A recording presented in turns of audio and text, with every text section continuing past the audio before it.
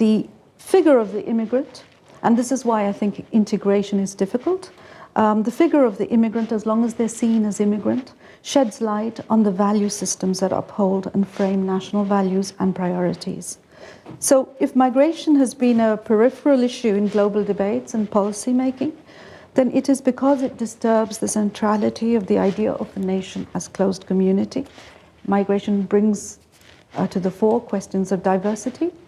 And most of all, I think, most troublingly perhaps, it reveals society, culture, and national identity as processes that are always open to revision.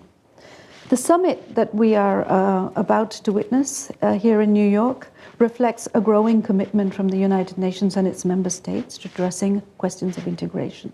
Clearly, I think, and very excitingly for those of us who have been working in this field for a while and always feeling that it's a bit in the dark, it's a process that is, I think the process is underway to address human mobility. It's an early step. And I think what is interesting when we look at the wording of the draft outcome document, the New York Declaration, we see that there are tentative, albeit somewhat cautious steps that are being taken, a commitment to combating xenophobia, racism, and discrimination. Various steps are laid out. National policies relating to integration and inclusion will be developed, it says, and they will reach out to relevant civil society organizations, including faith-based organizations, the private sector, employers, workers' organizations, and other stakeholders.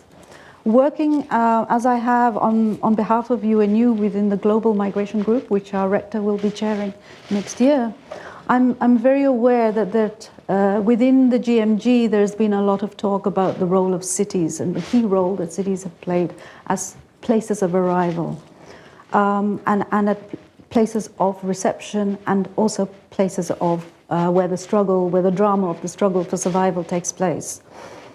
So the role that is played by local and sub-state authorities is a key one, and I think that and I'm very glad that we are able to address it here. I would just like to finish very briefly by saying that at UNU-GCM we carried out a research project last year entitled Women of the World, Home and Work in Barcelona.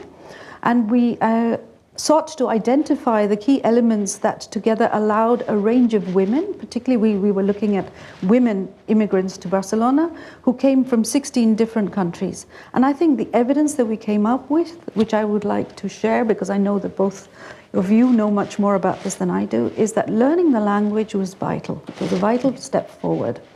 Finding work was also vital because it was finding work that allowed them to have to begin to rebuild home in this new city.